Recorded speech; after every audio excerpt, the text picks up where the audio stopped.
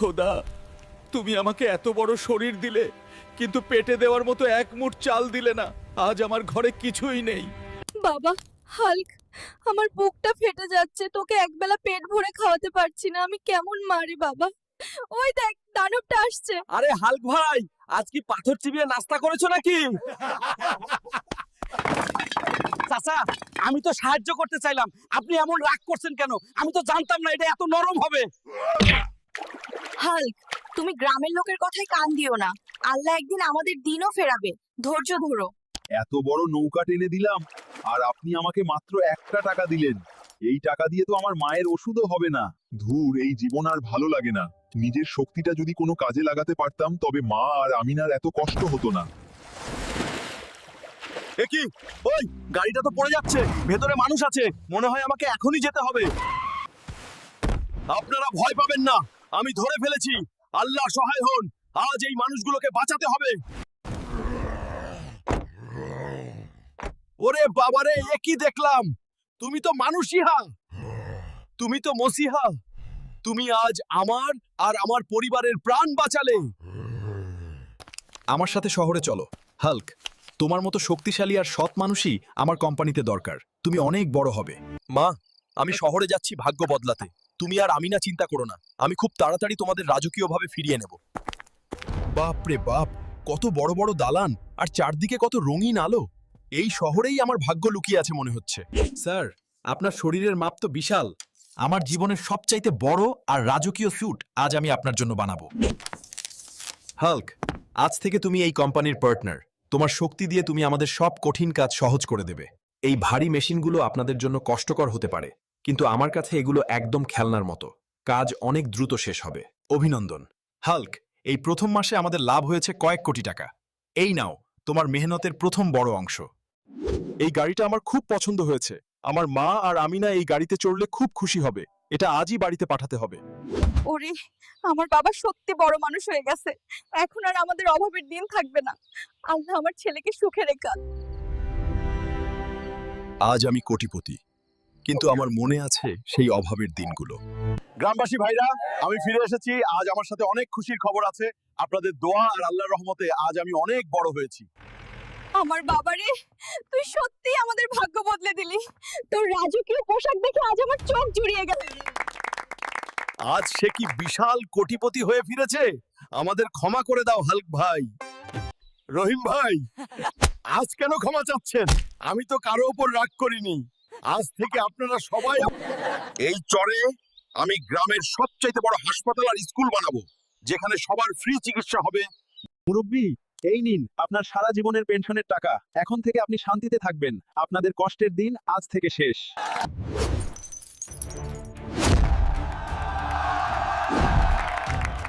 এই রাজমহল শুধু তোমার জন্য। এখানে তুমি রানীর মতো থাকবে। সারা গ্রাম আজ এই মহলের আলোয় উজ্জ্বল হবে। চাষি ভাই, আর চিন্তা নাই। আমি আপনাদের সবার জন্য নতুন ট্রাক্টর এনে দিছি। এখন আর কাউকে মাঠে রক্ত পানি করতে হবে না। সবাই পেট ভরে খান। আজ আমাদের গ্রামের সবচাইতে আনন্দের দিন। আজ কেউ আমার বাড়ি থেকে খালি হাতে ফিরে যাবে না। তুই শুধু আমার কোলের মানিক না, তুই আজ সারা দুনিয়ার গর্ব বাবা। এই বিশাল শহরের সবচাইতে বড় কোম্পানি এখন আমাদের। আপনারা নিশ্চিন্তে কাজ করুন, কারণ আমি আপনাদের পাশে আছি। আপনারা কেন অবাক হচ্ছেন? আমার শক্তি শুধু ধ্বংস করার জন্য নয়, বরং মানুষের মুখে হাসি ফোটানোর জন্য খোদা আমাকে পাঠিয়েছেন। এই সবুজ দানবটা সব ব্যবসা দখল করে নিচ্ছে। ওকে থামাতে হবে। ওর গ্রামের প্রজেক্টে আমি আগুন লাগিয়ে দেব। দেখি, আমার স্বপ্নের হাসপাতালে আগুন লেগেছে। আমি এটা হতে দেব না মা, আর গ্রামবাসীর স্বপ্ন আমি পুড়তে দেব না।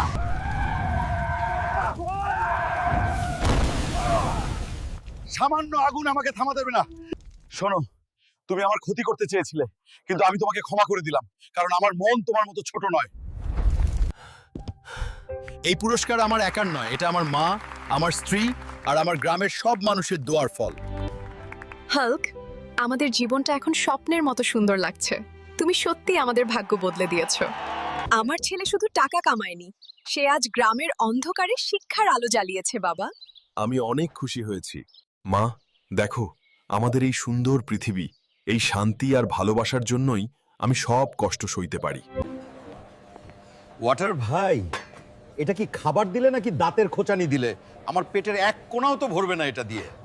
আমি না, এই ঘড়িটা কি বাচ্চাদের জন্য বানিয়েছে নাকি? এটা তো আমার আঙুলেই আটকে যাচ্ছে, কবজিতে পড়বো কিভাবে? ইস, একটু বেশি জোরে লাফ দিয়ে ফেলেছি মনে হয়। সব পানি তো দেখি বাইরে চলে গেল, এখন আমি সাঁতার কাটবো কোথায়?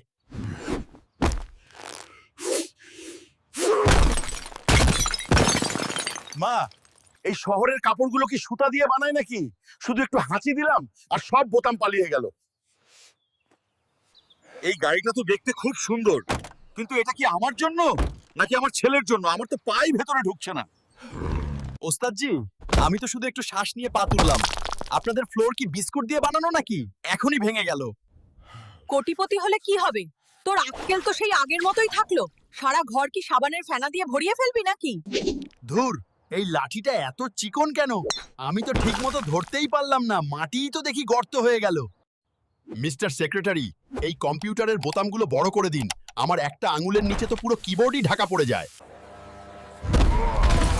আমি তো শুধু একটু হাত তুললাম।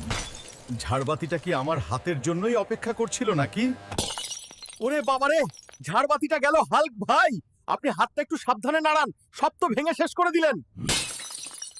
আমি না, চিন্তা করো না, কাল আমি লোহার খাট নিয়ে আসবো। এই সোনার খাট তো বিস্কুটের মতো ভেঙে যায়।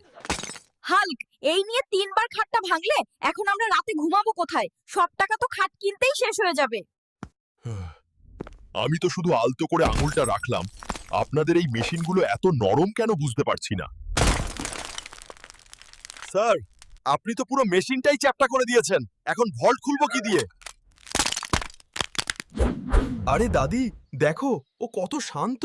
ও তো জাস্ট একটা বড় বিড়ালের মতো। হাল্ক, ওটা কি বিড়াল নাকি যে তুই ওভাবে আদর করছিস? বেচারা সিংহ তো। মা, মা, কামড় দেব কি দেব না বুঝতে পারছি না। কোটিপতিদের খাবারগুলো এমন বিদঘুটে হয় কেন?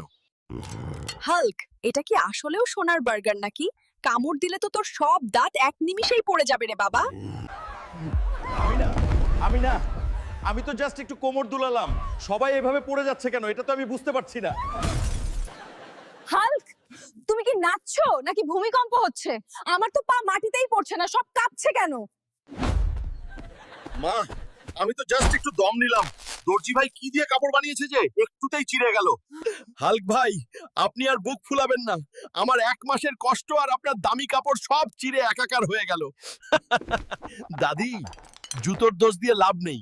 আমার পা তো আর ছোট হয় না, এখন ছিঁড়লে কি আর করা। কোটিপতি হয়েও জুতোটা তো সেই 1 মিনিটেই ছিঁড়ে ফেললি। সব টাকা তো তোর জুতোর পেছনেই যাবে। আমি না, ফোনটা তো ভেঙে গেল। আমি তো শুধু একটু শক্ত করে ধরেছিলাম। এখন ছবিটা তুলবো কি দিয়ে? কোটিপতি হলে কি হবে? তোর আক্কেল তো সেই আগের মতোই থাকলো। সারা ঘর কি এভাবে সব ভেঙে শেষ করবি নাকি?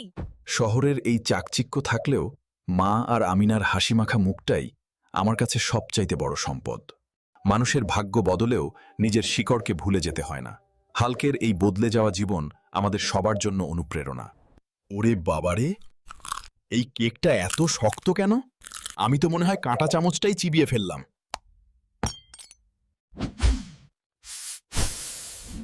হাল্ক, তুই কি আতর মাখলি নাকি?